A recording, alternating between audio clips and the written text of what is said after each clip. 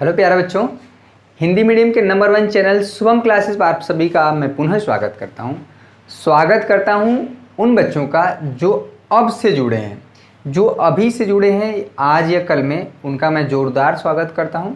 जो पहले से जुड़े हैं बच्चे, उनका रोज़ स्वागत होता है, रोज़ वेलकम होता है। वेलकम होने का मतलब ये है कि आप प्रतिदिन देखिए, आप 2 दिन वीडियो देख के चैनल को सब्सक्राइब करके अब बाकी गायब हो गए हैं, तो इसका कोई मतलब नहीं है, कोई फ़ायदा नहीं होगा आपको।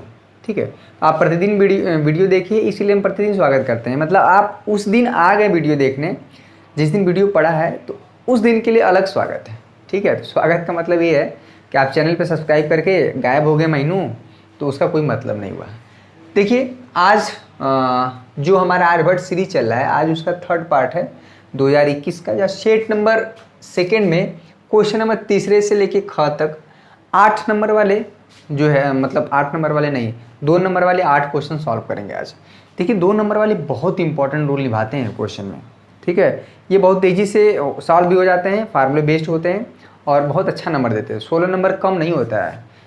ठीक है, और एक बात और बता दें कि सभी बच्चे टारगेट बना के चले 2021 के लिए कि 90+ हमें लाना ही लाना है हर सब्जेक्ट में, अगर अब नहीं तो कभी भी नहीं। इतना बेसिक से इतना आसान वे में अभी हमारे पास प्लान और भी हैं, उसको बीच बीच में लॉन्च करते रहेंगे और आपके लिए बेनिफिशियल होगा। कोई भी प्लान आपको नुकसान नहीं पहुंचाएगा, सिवाय कि आपको फ़ायदा होने से, जो 2021 में बोर्ड एग्ज़ाम होने वाला है। ठीक है, तो जो भी बच्चे अभी लाइव देख रहे हैं, उन बच्चों के लिए हम यही कहना चाहेंगे कि कभी खुद को ना इतना बचाया कर, कभी बारिशें हों तो भीग जाया कर, चाँद लाकर कोई नहीं देगा मेरे प्यारे बच्चों, तुम अपने हुनर से मुस्कुराया कर, तुम अपने हुनर से मुस्कुराया कर। कहने का मतलब है कि आपको अपने मेहनत से ही, अपने परिश्रम से ही, अपने हुनर से ही आपको मुस्कुराना है इस समाज में, इस दुनिया में। आप अपने परिवार के लिए, आप अपने लिए बहुत मेहनत करिए, इतना परिश्रम करिए कि परिश्रम भी शर्मा जाए कि हाँ, किस बच्चे से पाला पड़ा है। चलिए, ठीक है, इसके अलावा कोई ऑप्शन नहीं है 90+ लाने के लिए। अगर वो ऑप्शन होता तो मैं वही डिस्कस करता। तो ठीक है, आइए काम की बात करते हैं। ये भी काम की ही बात थी, ऐसी कोई बात नहीं है। चलिए, तीसरे का ख। यहाँ पे आपके स्क्रीन पे एक क्वेश्चन दिख रहा है, हमने लगा दिया कि एक द्विघात समीकरण दिया है 4x² + 4bx माइनस ब्रैकेट में a² - b² = 0 हो। जो तीसरे का क है वो समांतर श्रेणी का क्वेश्चन है, उसे नहीं लगाना। इतना तो समझ में आ गया होगा ना कि समांतर श्रेणी हट गया है, बहुत अच्छी बात। तीसरे का ख में x का मान बताना है। देखिए, एक तरह से द्विघात समीकरण है। अगर आपको इसमें तो कहा नहीं है कि आप सिद्धाचार्य से लगाइए, चाहे गुणनखंड विधि से लगाइए, चाहे पूर्ण वर्ग बना के लगाइए, गुणनखंड विधि से, चाहे जिससे भी आपको आसान लगे। तो मुझे तो यहाँ पे जब भी कोई भी द्विघात समीकरण, रिमाइंड करा देते हैं, ax² + bx + C = 0 के रूप में होता है।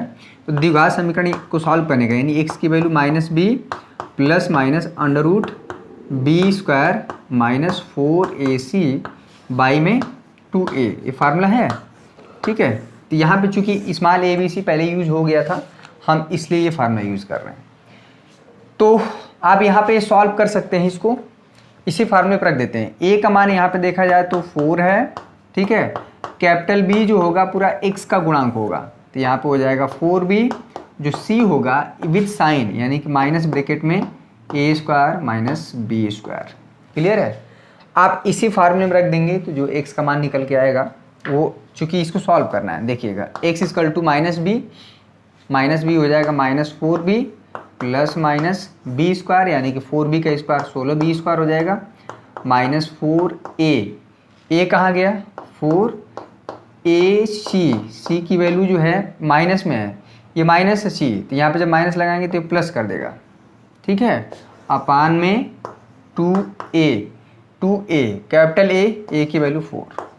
ठीक है, कोई दिक्कत नहीं। इसको और सॉल्व करते हैं, इसको मिटा दें। x का मान बताना है। x का मान बताने का मतलब है इस द्विघात समीकरण को सॉल्व करिए। और द्विघात समीकरण का मान जो है x की 2 वैल्यू भी आ सकती है, x की दोनों वैल्यू बराबर भी आ सकती है। चलिए, यहाँ पे x की वैल्यू हो जाएगी -4b + अंडर रूट, ब्रैकेट खोलिए, 16b² हो जाएगा 4 चौको 16a² plus 16a² minus 16b²। ये अंडर रूट के अंदर काम हो रहा है सब। अरे यार 4 दूना के 8, ठीक है।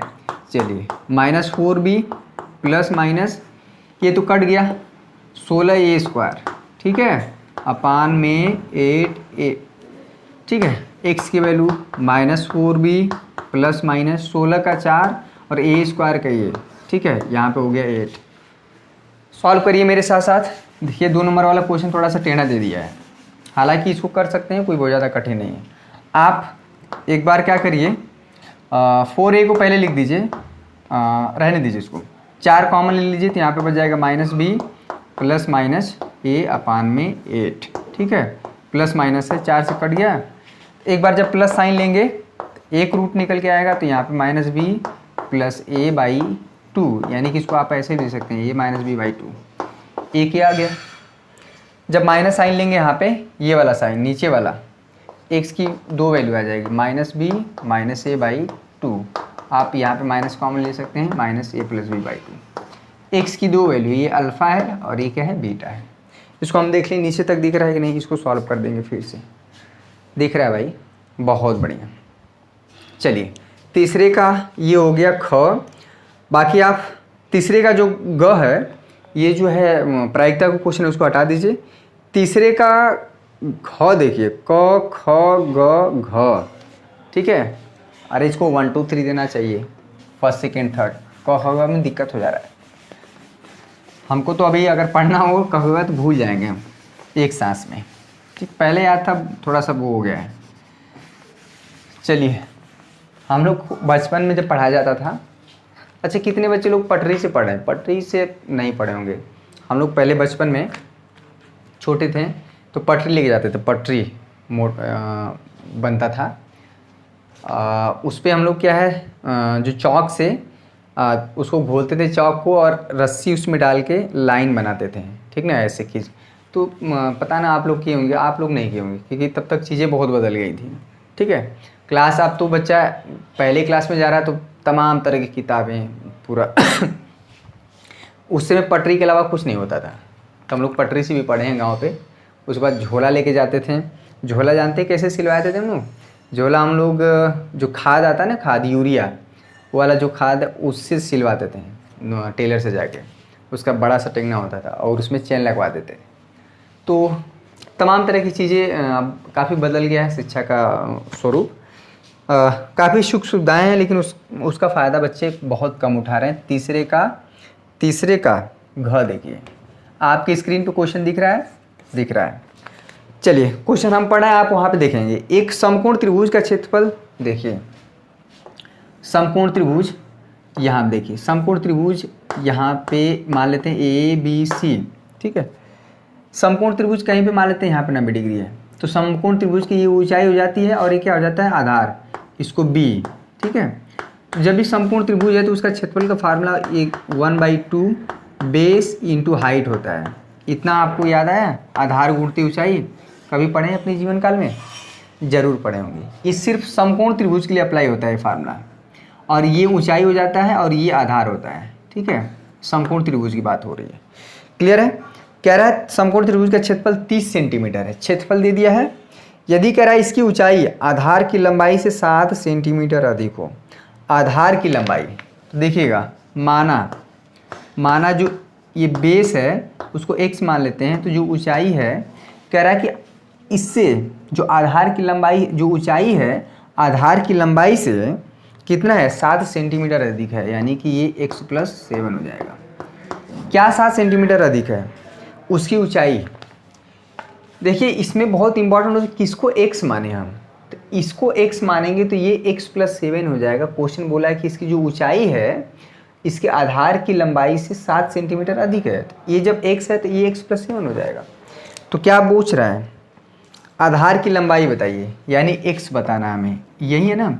आधार की लंबाई मतलब b और h मतलब ये ऊंचाई, तो बस हो जाएगा। त्रिभुज का क्षेत्रफल कितना दिया है, 30 सेंटीमीटर, ये पर रख दीजिए। ये हो जाएगा 30, यहाँ पे हो जाएगा 1/2, ठीक है। ये x हो जाएगा, यहाँ पे हो जाएगा x+7 2 को इधर भेज देंगे 60 हो जाएगा। x का मल्टीप्लाई करेंगे एक्स स्क्वायर, यहाँ पे हो जाएगा 7x। ये द्विघात समीकरण बनेगा, उस उधर ले जाइए x square plus 7x minus 60 हो गया। अब इसको द्विघात समीकरण बन गया। अब इसको सॉल्व कर लेते हैं। x का मान बताना है, हो गया क्लियर, नोट डाउन कर लीजिए। चीज़ें भूल गई होंगी लेकिन रिमाइंड कराना तो हमारा काम है, इसीलिए तो टीचर होता है। X square plus 7x minus 60 equal to 0। इसका गुणनखंड भी कर सकते हैं, 12 5 60, ठीक है। ये प्लस 12 लीजिए, माइनस ले लीजिए, ठीक है। तो एक्स स्क्वायर इसको ले सकते हैं 12x minus 5x minus 60 equal to 0।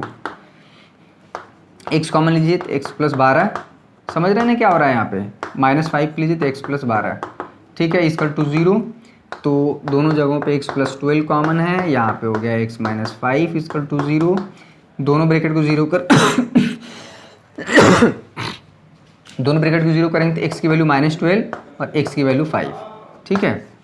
यहाँ पे x की वैल्यू जो -12 मान्य नहीं होगा, क्योंकि देखिए आधार क्या है, एक प्रकार की लंबाई है और लंबाई कभी भी ऋणात्मक नहीं होता, तो x की वैल्यू 5 वैलिड होगा। तो हमारा आंसर क्या हो जाएगा, x इक्वल टू 5, यानी आप लिख लीजिएगा त्रिभुज के आधार की जो लंबाई होगी 5। अगर ऊंचाई भी पूछता, ठीक है, तो ऊंचाई क्या हो जाता है 5 + 7 यानी कि 12 सेंटीमीटर। क्लियर है। तो क्वेश्चन ये आपको द्विघात समीकरण का है, ठीक है, सॉल्व हो गया, बहुत बढ़िया।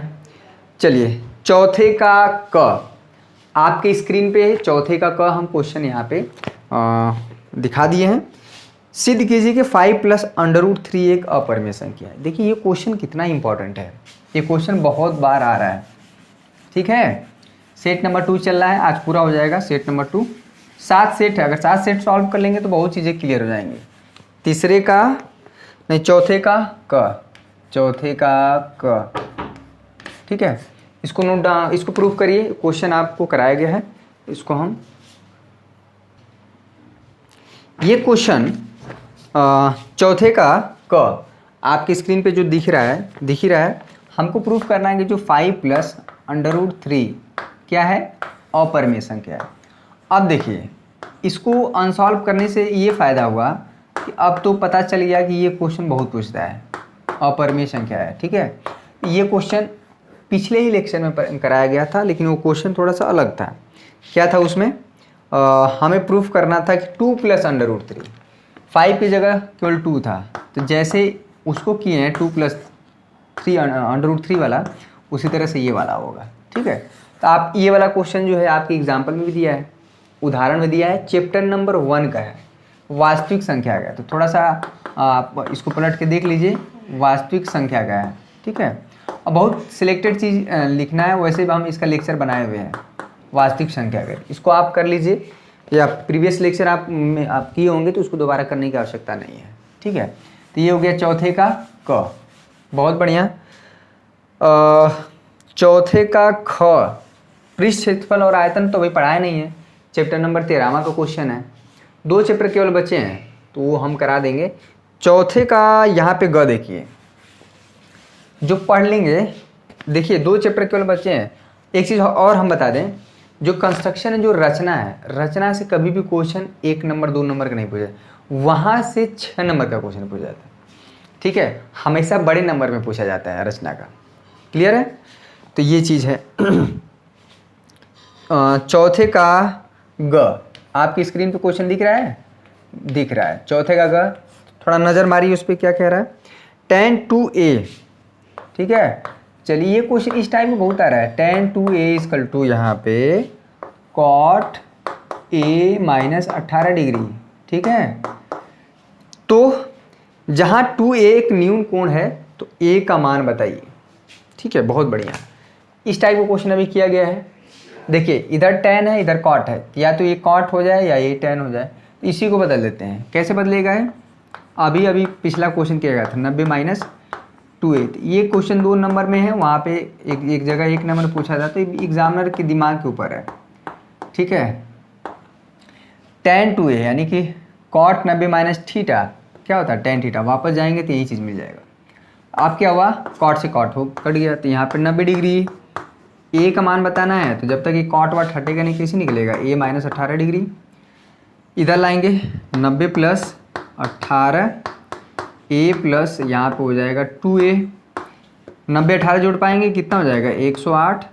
ये कितना जोड़ पाएंगे 3a, जोड़ दिए बहुत बढ़िया, ये हो जाएगा यहाँ पे 3 इक्वल टू ए, 3 3 के 9, 1 बचेगा 3 4 18 इक्वल टू ए, यानी कि 36 डिग्री। ए के ए की वैल्यू कितना हो जाएगी, ए की वैल्यू 36 डिग्री। ठीक है, चलिए बहुत बढ़िया, इजी है। देखिए क्वेश्चन हम ये सब लगाए हुए हैं, ये सब क्वेश्चन कराया हुआ है। आप जब हम एक्सरसाइज पढ़ा रहे थे तो ये सब क्वेश्चन हम कराए हुए, हमको एकदम याद है, अच्छे से याद है। जो बच्चे शुरुआत देख रहे हैं ना उनको ज़रा भी दिक्कत नहीं हो रहा होगा, क्लियर है। तो ये इसमें से कुछ क्वेश्चन मान लीजिए हमारे सिलेबस के नहीं है तो उसको हम नहीं करा रहे हैं। अगला क्वेश्चन, आर्यभट्ट सीरीज़ बीच में हम चैप्टर जो पढ़ा रहे हैं उसको भी कवर करेंगे, जो सिलेबस हमारा चल रहा है ना उसको भी बीच बीच में कवर करेंगे। 30 नवंबर से आगे नहीं जाएगा। अरे 30 अक्टूबर ना चल रहा है, 30 अक्टूबर को आपको आखिरी लेक्चर होगा। बाकी उसके बाद हर दिन important question, revision, practice set, Aryabhatta series, उदाहरण, विविध उदाहरण, ये सब चलेगा। मतलब एनसीईआरटी का पूरा क्वेश्चन हो जाएगा कंप्लीट। ठीक है, चौथे का घ देखिए, चलिए आखिरी क्वेश्चन है इसमें, उसके बाद तो 4 नंबर वाला क्वेश्चन हो जाता है शुरू। कह रहा बिंदु ए की निशान ज्ञात कीजिए जहां ए बी एक वृत्त का व्यास है। ये भी आपके एनसीईआरटी का क्वेश्चन है। तो देखिए इसको लगाने से एक तो फ़ायदा हुआ कि आपको ये पता चल गया होगा कि एनसीईआरटी के ही क्वेश्चन आ रहे हैं। ठीक है, पहली बात तो एनसीईआरटी के ही क्वेश्चन आ रहा है और एनसीईआरटी के सारे सवालों को हल करना। बिंदु ए की निशान ज्ञात कीजिए जहाँ ए बी एक वृत्त का व्यास है। देखिए एक हमारा वृत्त है, ये वृत्त का केंद्र हो गया और यहाँ पे वृत्त के केंद्र से होके जाने वाली जो जीवा होती है वो क्या कहलाता है, वृत्त का व्यास। ठीक है, ये ए है, बी है। तो देखिए क्या होता है, जिसका केंद्र यहाँ पे देखिएगा, जिसका केंद्र 2, -3 है, कोऑर्डिनेट है। बी का कोऑर्डिनेट क्या है, बी का कोऑर्डिनेट देखिएगा, बी का कोऑर्डिनेट 1, 4 है। ठीक है, 1, 4 है।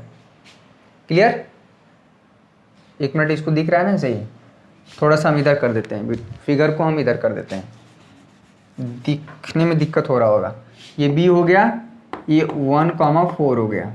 ठीक है, तो इसमें पूछ रहा है कि इसका निशांक, बिंदु ए का निशांक बताइए। इसको हम मान लेते हैं x, y या x डैश y डैश भी मान लेते हैं। बिंदु ए का निशांक बताइए, यही है। बिंदु ए की निशांक ज्ञात कीजिए। बहुत अच्छा क्वेश्चन है, देखिएगा सबको पता है कि ये यहाँ से ये वाली जो लंबाई है इतना और इधर से ये बराबर होता है। क्यों, क्योंकि ये वृत्त की त्रिज्या है, ये जितनी लंबाई होगी उतनी ही लंबाई ये होगी। या हम ये कह सकते हैं कि जो 2, -3 है, ये जो रेखाखंड ए बी का क्या होगा, मध्य बिंदु पे होगा। ठीक है, तो ये बताइए कि ये बिंदु जो है 2, -3 अगर ए और बी को मिलाने से जो एक रेखाखंड बनेगा उसके मध्य बिंदु पे है, तो फार्मूला क्या होता था मध्य बिंदु का, याद करिए, x1 + x2/2। इसका मध्य बिंदु का जो y कोऑर्डिनेट होता था y1 + y2/2। ठीक है, आप इसको x1 y1 समझिए, इसको फिर से लिख देते हैं, इसमें ज़्यादा गोज गाज हो गया। ठीक है, इसको मान लेते हैं x1, y1 और इसको इस पर बैठा देते हैं x2, y2। ये x1, y1 है, ये तो हमको बताना ही है। इसको जस्ट लाइक x2, y2 की तरह सपोज करेंगे और बीच में ये x, y तो हमें दिया हुआ था x, y यानी कि 2, -3 ये मध्य बिंदु का निशान होगा। ठीक है, तो देखिए x की वैल्यू क्या आ जाए 2, x1 + x2, x1 हमें बताना है, x2 कितना है 1/2, तो 2 दूना के 4, यहाँ पे हो जाएगा x1 + 1 को इधर भेज देंगे 3 हो जाएगा, ये हो जाएगा x1 = 3। अब ये वाला फार्मूला y1 + y2/2, ये y है तो y कोऑर्डिनेट हमारा ऑलरेडी दिया है -3, y1 हमें बताना ही है, y2 क्या है भाई 4/2। अरे ये कैसा 2 बन रहा है भाई, 2 का मल्टीप्लाई कर देंगे इधर, बैर 2, ये हुआ 2, अभी सही नहीं बना ये 2, 2 3 जा -6, इसको आगे सॉल्व करते हैं।